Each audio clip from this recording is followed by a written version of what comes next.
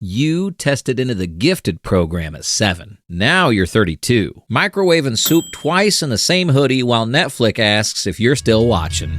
That's the gifted kid to burnout adult pipeline. Express train, no stops. The real culprits? The potential myth and the smart praise trap that wired you to chase A's instead of resilience. Today, we're breaking down 10 things every gifted kid goes through. And number 10 is the one that quietly fuels adult burnout and how to finally fix it.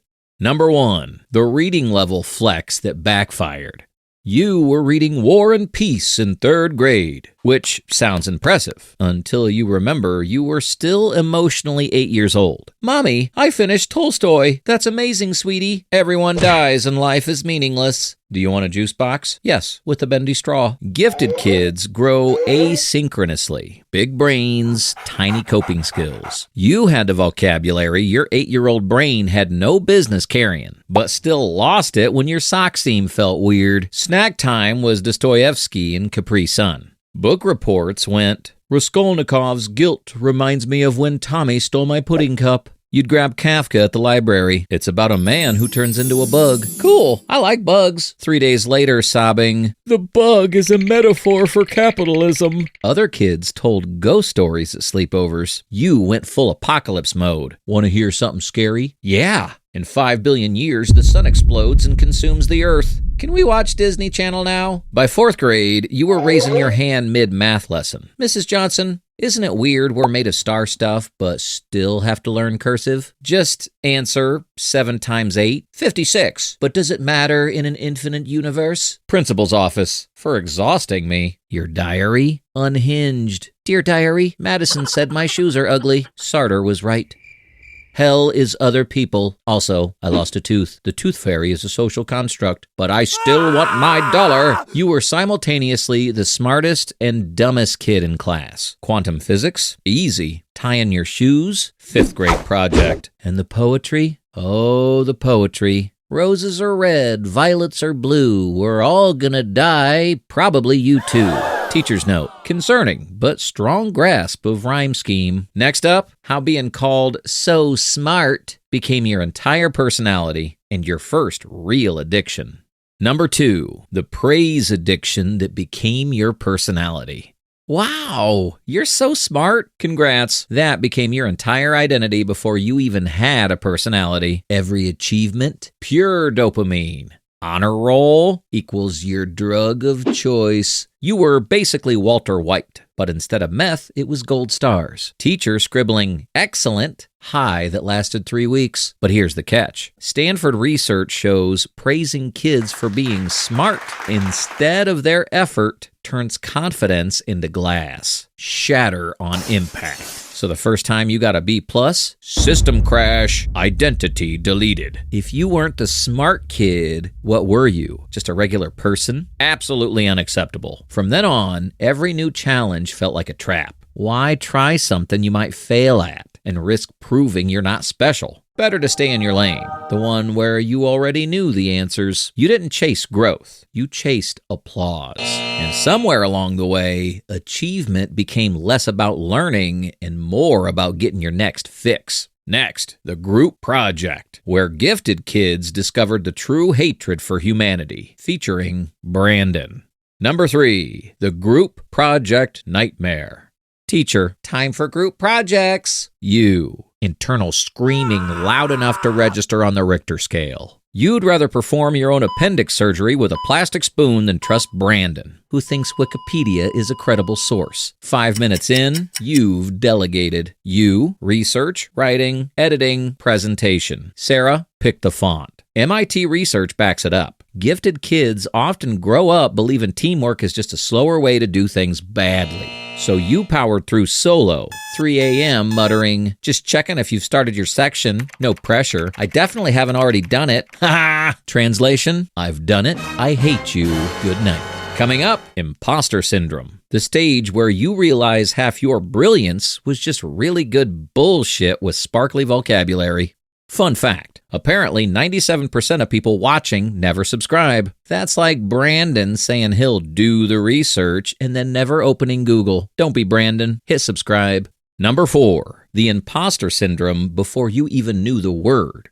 Everyone thought you were brilliant. Meanwhile, you knew the truth. You were just really good at spotting patterns and sprinkling glitter on BS. That science fair project that proved your genius, you slapped baking soda and vinegar into a bottle the night before and called it environmental chemistry. First place, baby. Inside, though, you lived in fear. One day, everyone would find out you weren't gifted. Just fast, sneaky, and good with synonyms. Psychology Today says 70% of gifted kids grow up haunted by imposter syndrome. Translation, teacher. Can you explain your answer? Brain. Nope, I guessed. Mouth. If you examine the contextual evidence in relation to broader themes, and boom. 5 minutes of freestyle BS later, they're nodding like you just solved climate change. And if you think that was stressful, wait until number 5, the one where 9-year-old you turned snack time into a philosophy seminar. Number 5, the existential crisis at age 9.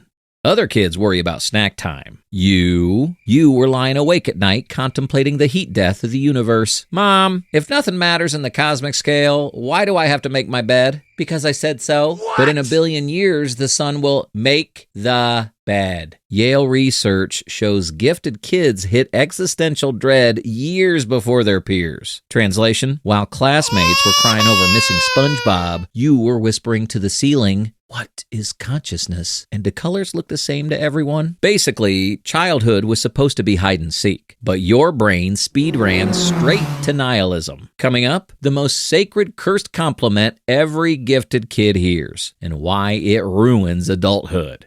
Number 6, the potential curse. Every adult you met hit you with the same line. You have so much potential. You weren't a kid. You were a walking promissory note for greatness in Comic Sans. Cool. Can I trade potential in for serotonin or rent money? What's the exchange rate here? Here's a problem. Potential isn't a compliment. It's a deadline you can never meet. Now you're an adult terrified to commit to anything. Because what if it's not the thing, the career, the soulmate, the breakfast cereal that finally fulfills your destiny? Better to do nothing than waste your golden ticket on the wrong brand of granola. And while you're busy fearing wasted potential, number 7 kicks in. Boredom so bad it felt like actual death. Number 7, the boredom that felt like death.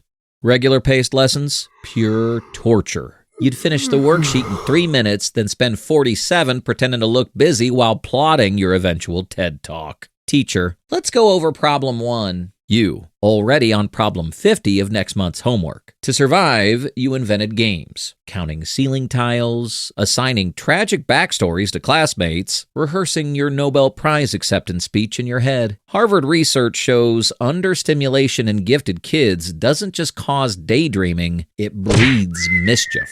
Translation, half of behavior problems were really just gifted kids trying to not die of boredom. Diary entry, dear future audience, my socks still feel weird. Some things never change. But if boredom was bad, wait until number 8, the part where trying to connect with other kids felt like talking to aliens.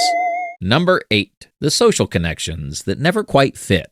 Your idea of small talk. Did you know octopi have 3 hearts? Their idea of small talk. Want to play kickball? You. But about the hearts, though. While everyone else discussed cartoons, you were itching to debate whether math was invented or discovered. Spoiler, nobody cared. University of Virginia research shows gifted kids often struggle socially because their conversational style screams, college seminar, while everyone else is still quoting SpongeBob. So, you had 2 options. Dumb yourself down and pretend you liked kickball, or embrace your destiny as the weird kid who knew way too much about ancient Egypt and corrected people's hieroglyphics for fun. And if that wasn't enough, buckle up for number 9, the perfectionism that turned every almost perfect into total failure.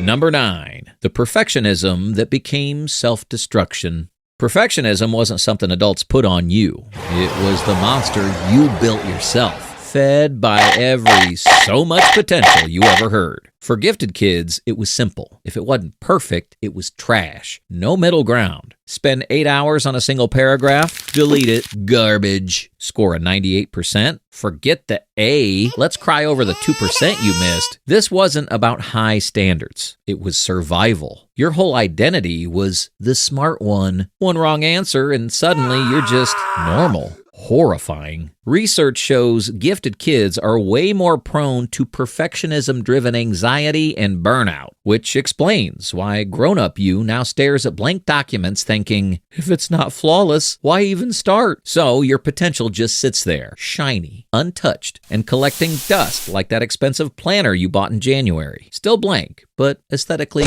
crushing you from the shelf. And if perfectionism felt brutal, the grand finale hits like a freight train. The burnout every gifted kid fears, but none escape.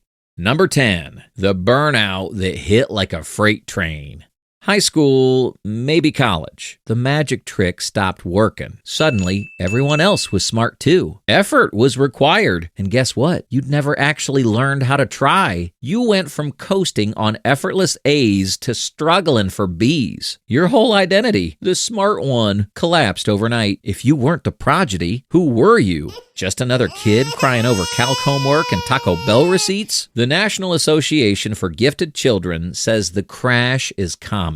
Brilliant kids hitting adulthood with underachievement, mental health issues, and a PhD in self-loathing. So you froze. Better to do nothing than to try and prove you're not special. The plot twist nobody talks about. Here's the truth. Being gifted was never about being smarter. It was about being wired differently, like being left-handed, but for thinking. The real gift wasn't IQ points. It was seeing connections other people missed. But instead of nurturing that, the system just shoved you faster down the same track. Premium gas in a Honda Civic. Wondering why it didn't turn into a Ferrari. If you ever felt like a Honda Civic running on premium gas, hit like. Solidarity for the misused horsepower crew. You're not a failed genius. You're a human. A weird, complicated, slightly chaotic human, and that was always the point. Because the gift was never your potential. It was surviving Capri Sun's anxiety, sheer chaos energy, and let's be real, way too much Google. Gifted kid pipeline complete. Accelerated reader, overachiever, adult Googling, can you microwave soup twice? And realizing the real test was never IQ, it was surviving yourself.